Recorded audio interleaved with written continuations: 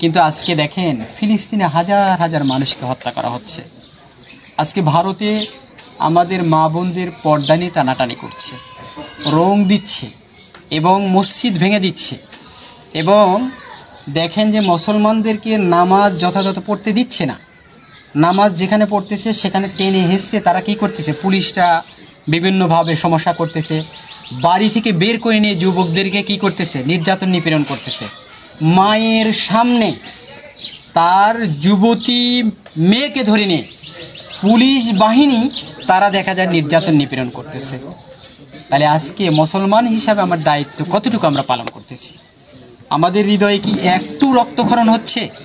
আমরা কি একটু অনুভূতিতে আঘাত আনতে পারছি যে আজকে মুসলিম বিশ্বে কি হচ্ছে?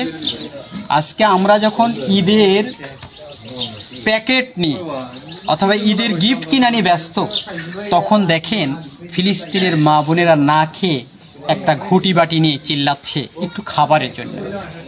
আমরা যখন অনেক ইফতারি সামনে নিয়ে বসে আছি, অসংখ্য ভালো মন্দ খাচ্ছি, ঠিক একই মুহূর্তে আজকে ফিলিস্তিনের ছোট ছোট বাচ্চারা বিনা চিকিৎসায় মারা যাচ্ছে এবং সেখানে রক্তের অভাব, পানির অভাব, ইফতারের অভাব, নানাবিধ কিছু।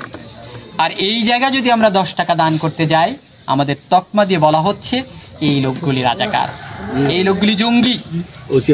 কিন্তু আমরা মুসলমান হিসাবে কথা বলতে পারতেছি না যে সমস্ত রক্ত চক্ষুকে উপেক্ষা করে বেলালের মতো একজন ব্যক্তি কি বললেন, যখন কোনো মুসলমান নাই, কেউ নাই, তার ঘরে মনিব তাকে নির্যাতন করতেছে, সে কি বলতেছে, লা ইলাহা ইল্লাল্লাহ, আমার প্রভু হচ্ছে আল্লাহ, আল্লাহ ছাড়া কাউকে ভয় পাই না।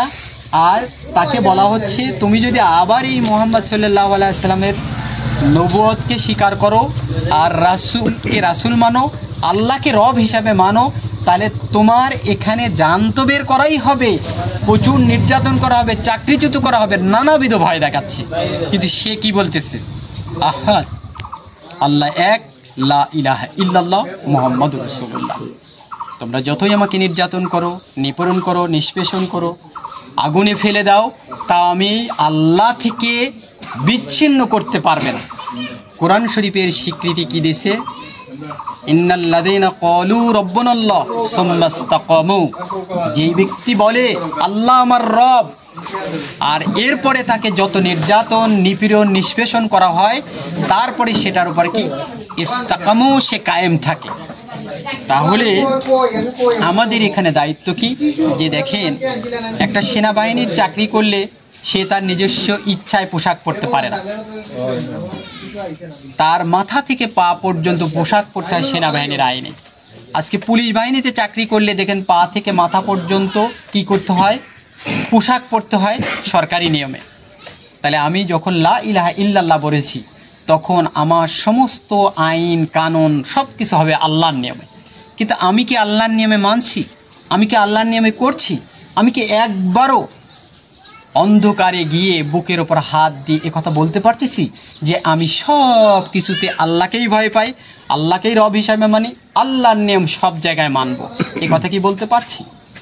দেখেন আজকে ব্যবসা বাণিজ্য, চাকরি বাকরি যেখানে যাচ্ছি, আমরা সেখানের নিয়ম মানতেছি, কোথাও আল্লাহর নিয়ম মানি না।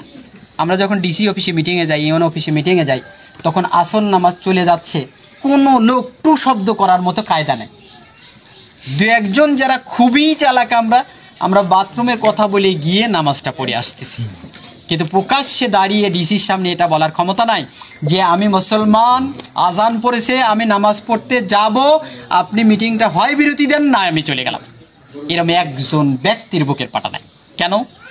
এখানে মুসলিম দেশ বাংলাদেশ, আমরা সবাই 95% মানুষ মুসলমান, তারপরে মুসলমানের ঘোষণাটা দেওয়ার মতো মুসলমান একজনও নাই।